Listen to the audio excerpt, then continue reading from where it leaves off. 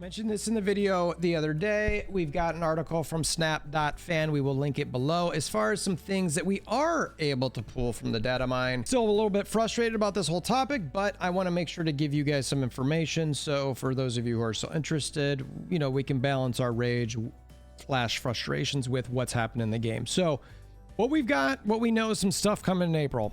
I don't recall seeing some stuff in March. I was thinking about it. I'm like, wait a minute. If this is our April season pass, what's March?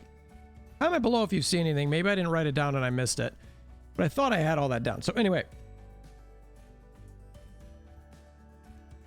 we're going to talk about some variants, some albums, the spotlights that they're going to guess at based on release dates, and some of these cards, because one of them in particular, I was very surprised about. Wow, that seems really strong.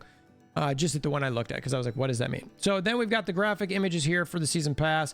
Zemo is going to be the season pass card. It appears to be in April, maybe March.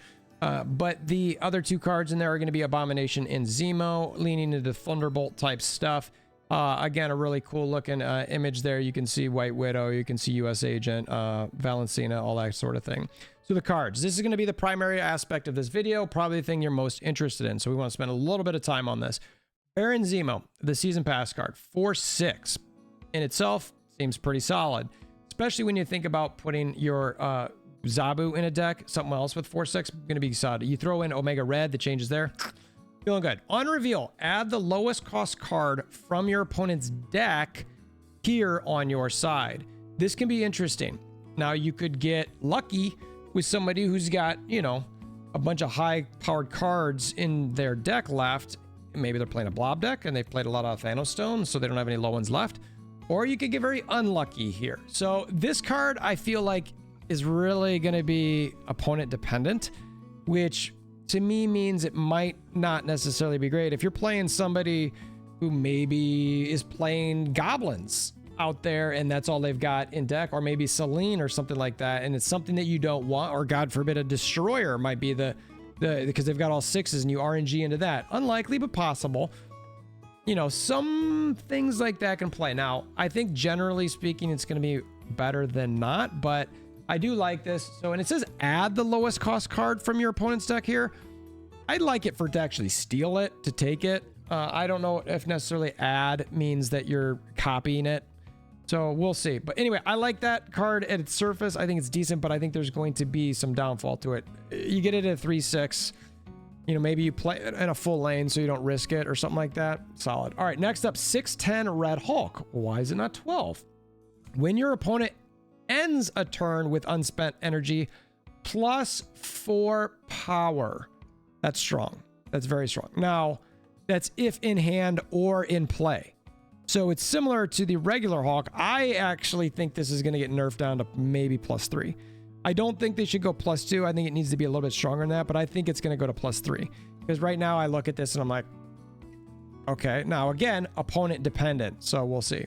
But it has a potential to grow. And it's, again, if in your hand or in play, it's going to grow. So you want this to be in hand and hope your opponent is not playing it or not using all their energy. It could be really nice. US Agent. It's a 2/6 right there. Is that the strongest 2 in the game? I'm guessing it's gonna be something bad. Ongoing -1 power for each of your other cards here. Okay, so that's really interesting. I look at that and I'm like, well, okay. So imagine having 3, so it ends up being like a 2/3. Yeah, all right. You know what I mean? Like, what's the point of that? I think that in itself just seems like a very odd card. I mean, maybe you're pairing it up with a Miss Marvel type thing, and you've only got one other card there, and it's pretty solid, so it becomes a 2/5. That's still pretty good, and it doesn't move. I like it. All right, the one I really want to talk about a little bit here is White Widow. Yelena Belova, 2/2. All right, a little bit different than our Black Widow. On reveal, add a 1 power Widow's Kiss to your opponent's side of here. So you don't throw anything in hand. You throw something to their side. All right, I like it. It's a little bit similar, different. Let's see what a Widow's Kiss is. Swing over here, scroll down. Pretty cool variants there. I like that one a lot. Widow's Kiss. What does this do? It's a 1, -1. Ongoing, your other cards here have -1 power. This is very impactful. Very impactful. Now, Luke Cage just came back. Guess what? Sorry, White Widow, you're going to be a little bit more restricted there. I think you're going to start seeing Luke Cage's pop up a little bit more. But I like this. I like this card. I think it's fun. I think it's interesting. I think it's going to go in a lot of junk decks. And I think it's going to be important for people to keep an eye out on having Luke Cage. Oddly enough, the Widow's Kiss was right there. Hilarious. Way to go. All right, next up, Valentina. 2/2. On reveal, add a random 6-cost card to your hand. Give it -2 cost and -2 power. So this could be pretty good. Now, you don't want to be pulling Agatha, so be careful. All of a sudden, this is a 4-10 with Agatha, but maybe it plays it on 4, depending when you play this. Valentina, you play it on 3. You guarantee that if Agatha's in hand, she plays herself next turn. That's pretty solid, not too bad. But again, if you get stuff like Destroyer, you're not planning for it, but there's a lot of other things here that, a 4/10 Hulk, that's pretty good. I'm a fan of that. A 4/12 Giganto, that's pretty solid. So again, depending on what you get, a lot of RNG in this month. So let's see, final card here. Valentina. Did I say Valencia earlier? Man, I'm drunk on life. A lot of opponent dependent cards so far. We'll see what Red Guardian is, but let's just read it. So 3/4. Okay, nothing crazy. On reveal, remove the text of the lowest power enemy card here. Okay, you know what? Wow, counter to is it just 1 on the text of the lowest power enemy card? So it's just 1 card. Wow, this is a Cerebro counter. Pretty hard Cerebro counter, to be honest with you. That could really hurt, especially if you don't get to Mystique it. Again, somewhat opponent dependent. So I'm looking at these. Opponent dependent for Zemo. Opponent dependent on Red Hulk. Ongoing US Agent card. It's on you, but I don't really love the card. White Widow. I think it's a very cool card. I like it. It's affecting your opponent, so you're not dependent on your opponent. The Valentina is it's all on you, but it's RNG. And then the Red Guardian is dependent on your opponent. So very interesting month here. Cards are, I'd say, okay. Red Hulk interests me. White Widow interests me. I mean, maybe Valentina, I think, could be really good. Could be. I think that's a card that a lot of people are going to want to get. And if you don't get, what you want, sort of like, all right, whatever. Play with Collector, maybe your Devil Dinosaur, stuff like that. I would definitely think about that. Updated cards. This is stuff from the patch. Pixie, obviously, that's not stuff they're going to discuss. But shuffle the cost of all cards in your deck that started there. So they changed that slightly. Helicarrier 6/10. When you discard this, fill your hand with random cards as opposed to just 3. I think that's going to be interesting for your collector types. I think it could definitely sit there. It's going to be a solid card in a deck like that. Omega Red, probably the biggest change, maybe outside of Beast, but still 4/5. Ongoing, if you're winning here, +3 power to other locations instead of if you're winning by 10. Nobody played Omega Red. I think this is a great change. I think you're going to see that a lot more, especially at a 4 cost. Beast changed to a 2/2. Everything else is the same, so I think you're going to see Beast a lot more. Hope Summers, I think this was, I talked about this in another video. I think this might have been +2 energy before. Maybe, I don't recall, but this is much more reasonable where after you play a card here, you get +1 energy. I think this is awesome. I'm definitely going to put this in move type decks with stuff like Jeff or Vision or anything like that where I can play on her, move away, play on her, move away, play on her, move away.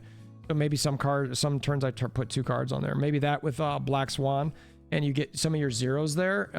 Even you play Ghost Spider too to pull your last card off. So anyway, things to think about.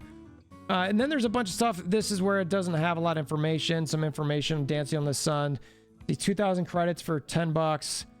I don't know. I'm pretty sour about some of the stuff they're doing right now. So the variant looks awesome.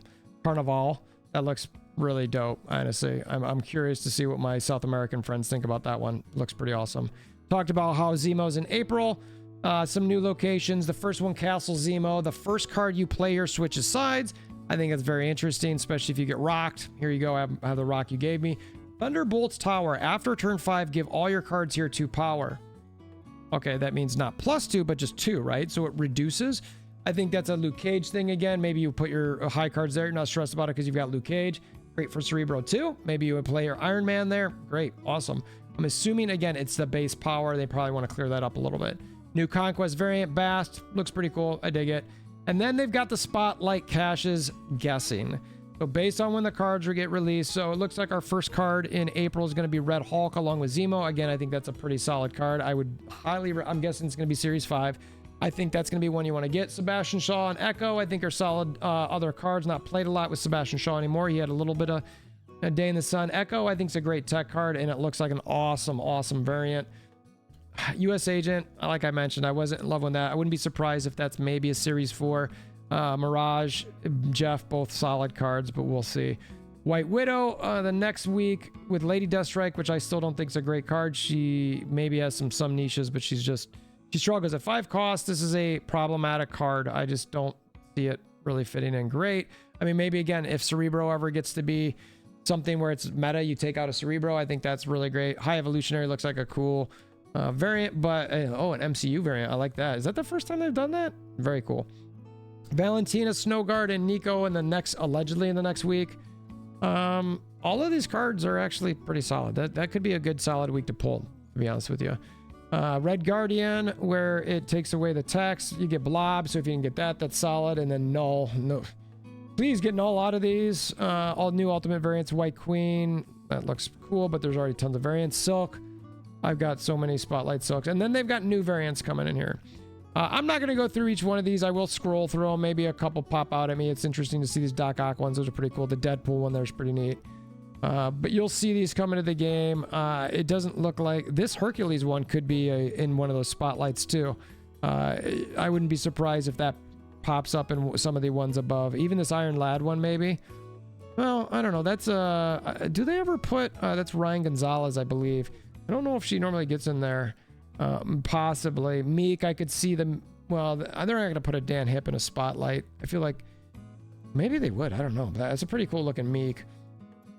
Some Mr. Sinister, Moon Knight, Nakia, Proxima Midnight could pop up in some of those spotlights. This Red Hulk almost looks like Ghost Rider, a little bit crazy there. Scarlet Witch, these are some awesome. And the Rogue one, I love all those. Those are really cool looking.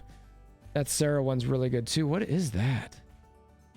Wow, what is that? Is that the Pandora one or whatever they're called? Same with the Celine. I really like those. Those are sharp looking. Shauna, nobody cares. You're a terrible card. Silk, Scar, that looks good. I could see that Scar being a spotlight as well. Spectrum looking good. Spider-Man, that's interesting. Solid stature. Storm, these Storms are pretty good looking. Taskmaster from the season pass. That Titania looks pretty solid. Thing, Venomized Thing. That Infinite's cool. It looks to be about what is that? Is that your White Widow? That's a pretty cool looking White Widow. That Zabu, I mean, that's actually a really cool Zabu. Man, that could be a spotlight, to be honest with you. And then they've added the Destroy All Pixels. That's already in game already. Go get your Wolverine emoji there to check it out. It's pretty nice to get, 1,000 tokens for the pixels that you've gotten. Oddly enough, I only had 4 of these. I was actually pretty surprised. I was like, dang, all right. Some pretty neat card backs. We got some Thunderbolts, some Zemo, 30.99, Midnight Suns card back, bunch of titles. So, look, I think that these cards are interesting. I don't love that they are so opponent dependent for the most part. I think I could see some potential changes I mentioned. I appreciate you making this far in the video. Let me know your thoughts in the comments below. Hammer down that like button. Until next time, you know what? Share with your aunts, uncles, nieces, nephews. And then until next time, we hope you have a wonderful day.